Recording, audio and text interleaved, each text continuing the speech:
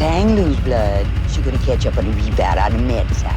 What it is, Big Mama? My mama didn't raise no dummies. I duck a rap. Lay him down and smack him, yak him. Cole got to be now. Shit. It's Radio Free Innsmouth, episode 435. And it's about a death metal band. It's about, honestly, if you really think about it, like quantitatively, the best death metal band. Think about it! Pretty much every other classic death metal band that I would consider to be among my favorites, they got a whole lot of good stuff, but almost all of them got some albums that are Buster, straight Buster. Deicide. First 4 albums, self-titled, classic, Legion, superior classic, kind of laid the groundwork for all of the very frenzied forms of death metal. Once Upon the Cross, also a classic, highly groove-inflected, super catchy, Serpents of the Light, again, classic banger album. Don't let anyone tell you otherwise.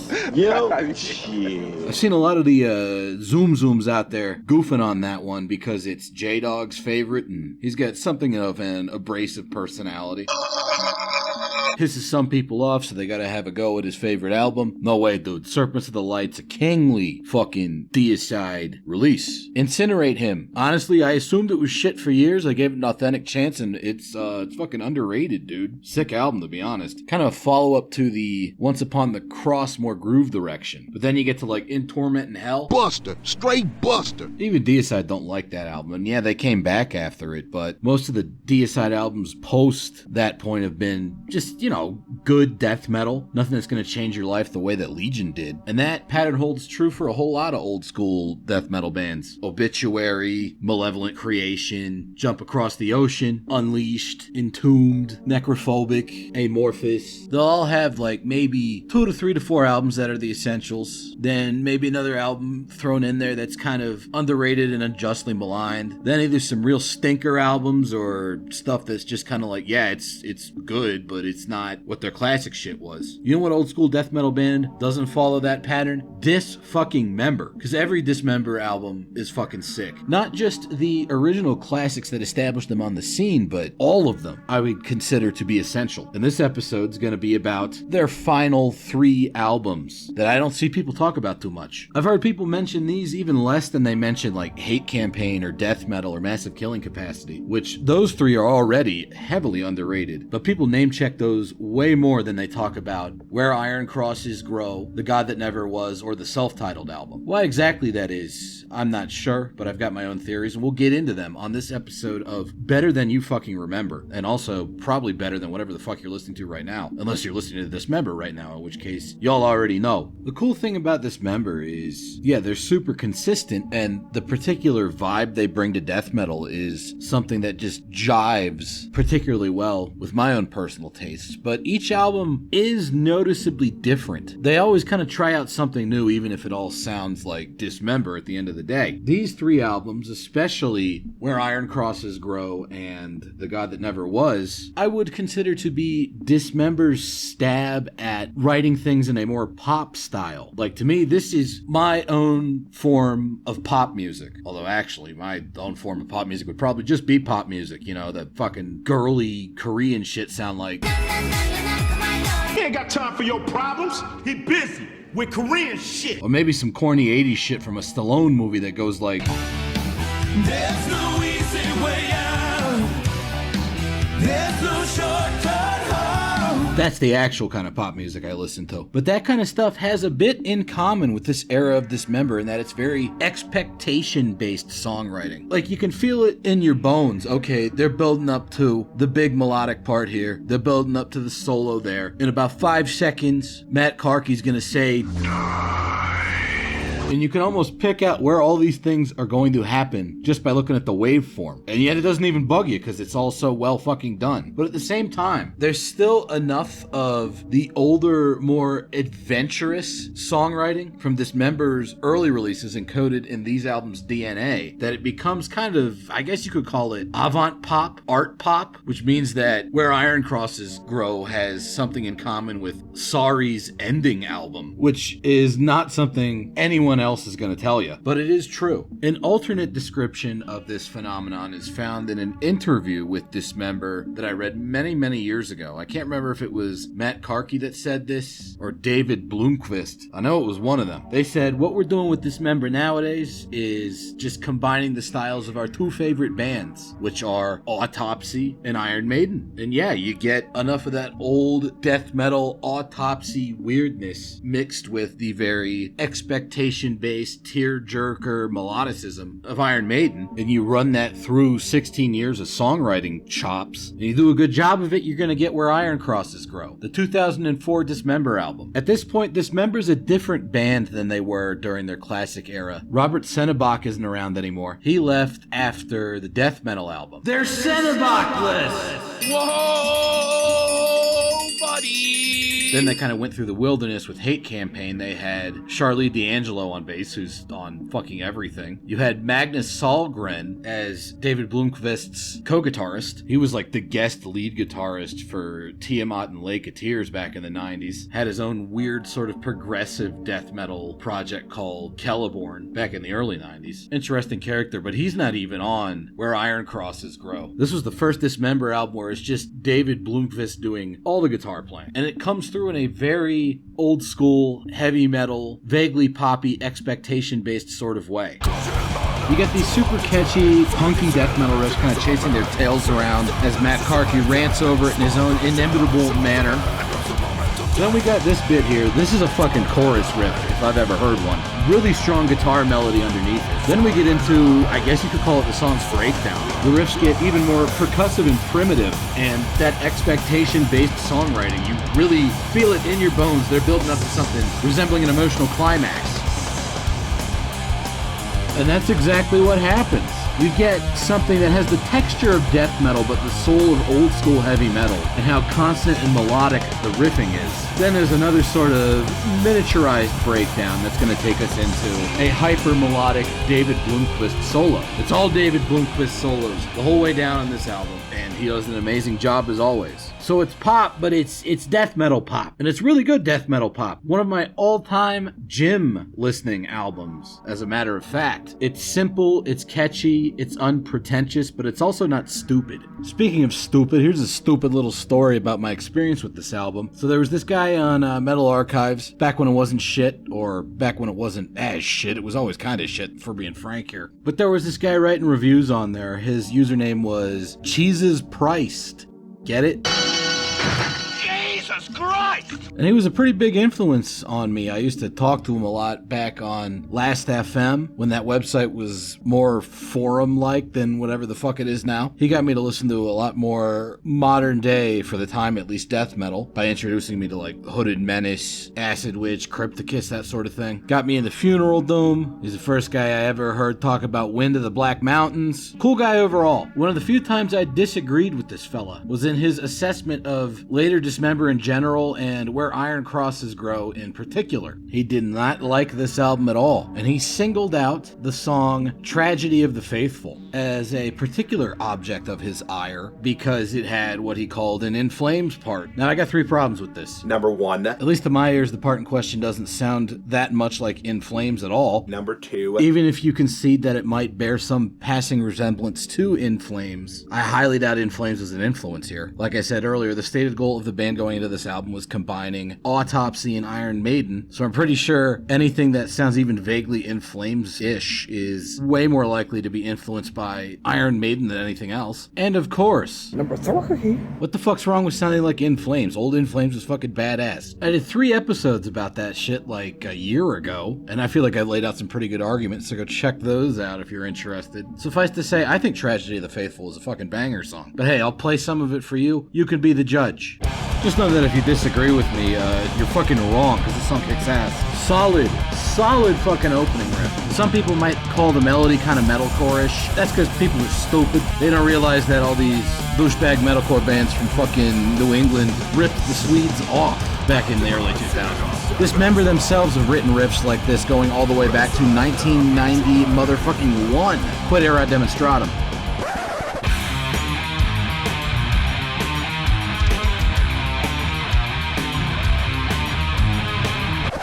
But even if that wasn't the case, this riff is obviously fucking sick. And this isn't even the In Flames part. I'm yelling at ghosts, and we haven't even gotten to the part in question yet. Speaking of which, here comes that motherfucker.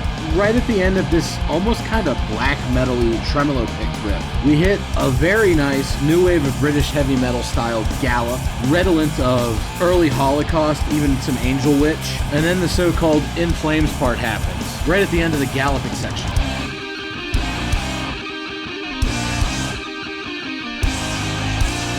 Like I said, don't really sound much like In Flames to me. It actually sounds like maybe an excerpt from a Halloween solo or something. More importantly than that, entirely on its own merits, this whole melodic section kicks ass. If you don't like it, I'm going to look at everything else you say with a great degree of suspicion. For a long time, this was my favorite song on this album, and honestly one of my favorite songs in the Dismember catalog. A position which it still occupies today. But it's actually not the best song on this album in my estimation anymore. Currently, the award for that has to go to the follow-up track, Chasing the Serpent. Nice, vaguely blasphemous intro, mocking the Lutherans, always a good time. And indeed, the fact that this song has this long, rather amorphous intro leading into a more aggressive build-up kind of sets it apart on the album. It's still vaguely death pop-ish, but it's one of the less pop-structured songs on this album. And it harkens back to the older Dismember way of doing things, and a very interesting reinvention of that concept for the new millennium. Witness this very old school grinding sort of riff into some very intense vocals and a nice drum beat. I feel like Fred Espy's kind of underrated as a drummer. He always reminded me of a more unhinged and barbaric Dave Lombardo. Now the death pop does rear its head again during the second half of this song, and it does so in a very exciting way. First with a slightly more melodic, groovier sort of riff that then heads into a breakdown section. The best breakdown section on this album, one of the best breakdowns in the entire Dismember catalog. The very wet cymbal sound and the loud snare accentuates the highly rhythmic nature of this very simple but effective riff. And then they bring in the melody.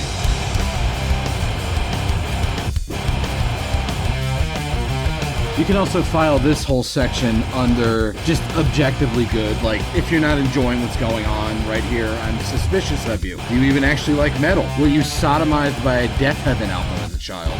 Like, whatever could create the kind of person that doesn't enjoy this particular Dismember song, I don't know, I feel bad for you, and honestly, I hope it never happens to me, because this shit kicks ass. Whole album's dank, Where Iron Crosses Go, mandatory, buy or die, etc., etc. Then we get to the second of the Better Than You Remember Dismember albums, The God That Never Was, wherein they were again rocked by lineup changes. You see, I mentioned way back on Hate Campaign, they had veteran session bassist Charlie D'Angelo involved. That's because for whatever reason, Dismember's, I'm going to say it like it is, Dismember's real bassist, Richard Cabeza, like he is the Dismember bassist, one of the most integral components of the Dismember sound. He wasn't around for Hate Campaign. Luckily, that album still turned out okay. But it was great to have him back on the follow-up Where Iron Crosses Grow. However, when it came time to record The God That Never Was, he left again. They're Cabeza-less! Whoa,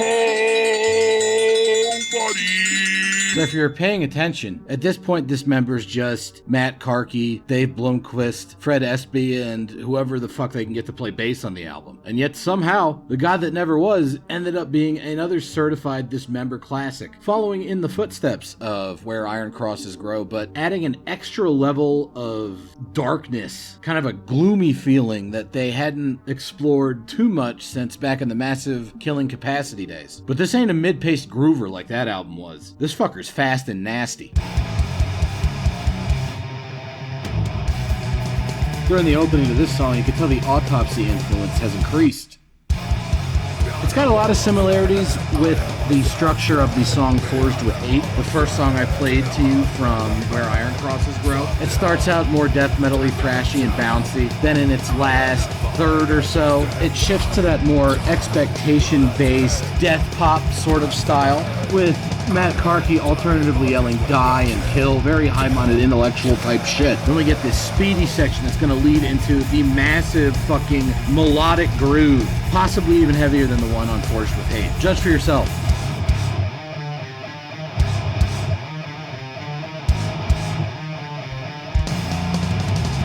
I don't know, man, that shit seems pretty fucking death metal perfection to my ears. You might accuse it of being mellow death. Maybe it kind of is, but if that is the case, it's very good mellow death. Also like how they go into the solo here. Really good example of Fred Espy doing some Dave Lombardo shit.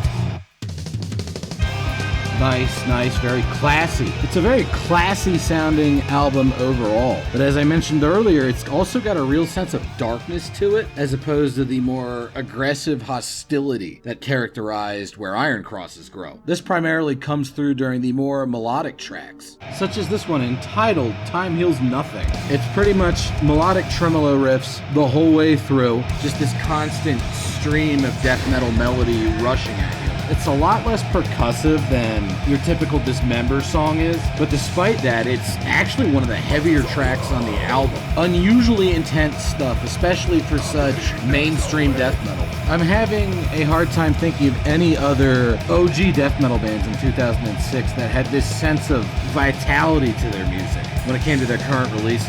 And here's where that darkness creeps in. They bring back that riff from earlier, but now you have these overlaid guitar harmonies giving off an almost astral sort of feeling. We're talking near black metal levels of atmosphere, but still 100% sounding like a death metal song. Then this whole section of the song goes full on into that death pop direction they initiated on Where Iron Crosses Grow.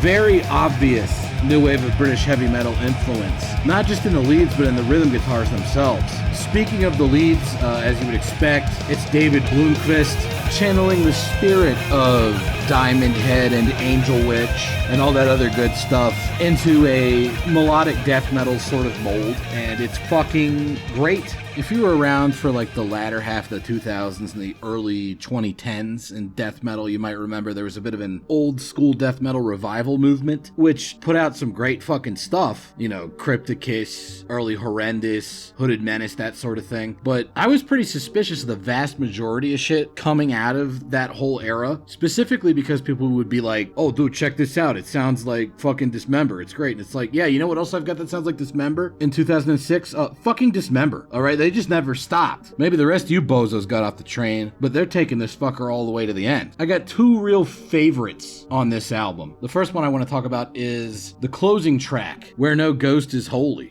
Dope fucking song title for a dope fucking song. It's kind of the epic of the album. It's still vaguely death pop-ish, but it's got a slightly more elastic songwriting structure with that giant intro and the big build-up to the riffage proper, which builds off of that percussive but still highly melodious style they had been working with back on Chasing the Serpent. Whole lot of thrash, whole lot of new wave of British heavy metal style, heavy metal gallop to the riffs. Again, the kind of thing that some people might accuse of being metalcore. We already went over why that's an untenable position if you actually know what the fuck you're talking about. And it's all building up to, again, an awesome, highly anticipated breakdown section. Maybe Dismember's best. I listen to it literally every time I go to the gym.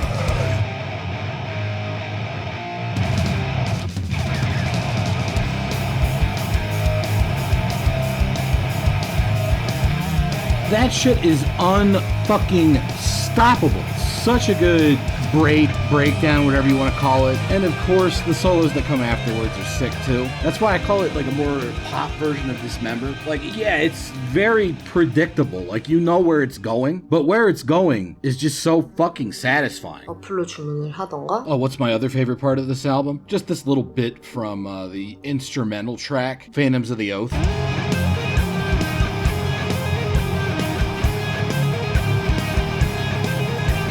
I don't even really have any deeper analysis than that. It's just, that part kicks ass. It's fucking awesome. Anyways, the final album from Dismember, up to the current date, which, I mean, hopefully they prove me wrong, put out some new stuff at some point. The self-titled album from 2008. Another really big member shakeup. The biggest one Dismember has ever had. Fred Espy, the constant drummer for Dismember, and one of the most important songwriting contributors over the course of the whole band's career. Yeah, he's not on this one. They're Espy-less!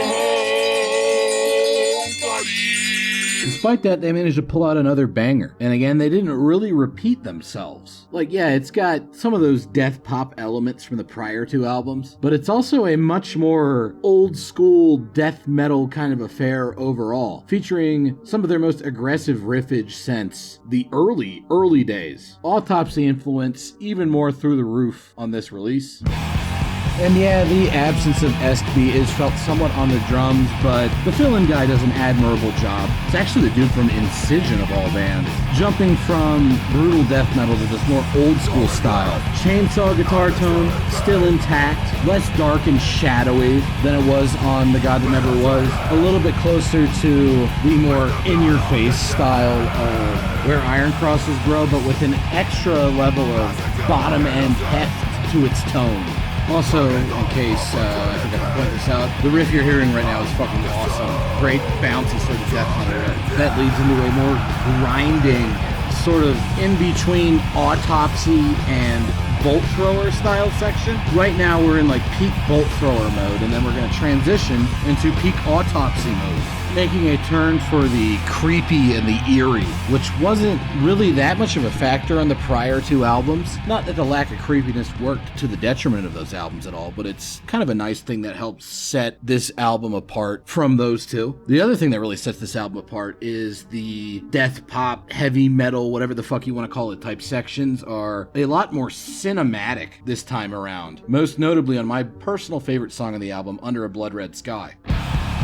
But we gotta build up to that shit with some of the best heavy old school death metal Dismember had put out in years. Check out this riff. Fucking disgusting, dude. Love this shit. And the major part of like the first half of this song continues in this sort of old school Autopsy-ish way before they start bringing in some more of those heavy metal style bits for what kind of ends up being the chorus riff, but is also really just a prelude to the cream of the crop fucking melodic section here, led by this very cinematic bass guitar. Hard to believe this isn't Richard Cabeza because it sounds like something he would have written. Total Dreaming in Red style shit. Maybe even better than that track, and that's a fucking Dismember certified banger all-time hood classic. Out of all the Dismember songs ever written, wait, fuck, check this slide out. Yeah, baby! That was fucking nice. But yeah, out of all the Dismember songs ever written, this is the most soundtracky one by far. 100% sounds like it could have come out of a 70s Italian horror movie. And unlike Entombed, where their most cinematic moment is they just play the Phantasm theme, all the melodies in this are 100% Dismember original, okay? Speaking of which, when these fucking melodic guitars finally decide to really open up here, it's the best shit ever.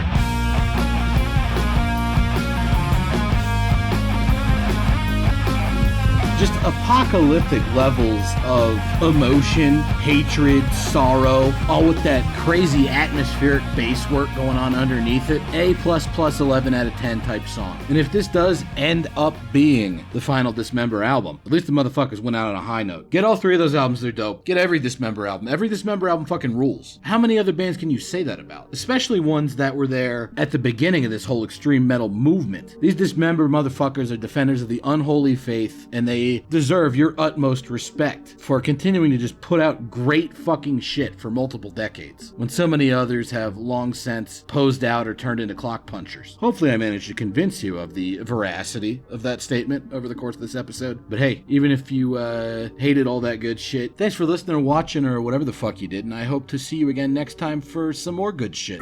Cut me some slack, Jack. Chump don't wanna help, Chump don't get the help. Say can't hang, say 7 up. Jive ass dude don't got no brains anyhow.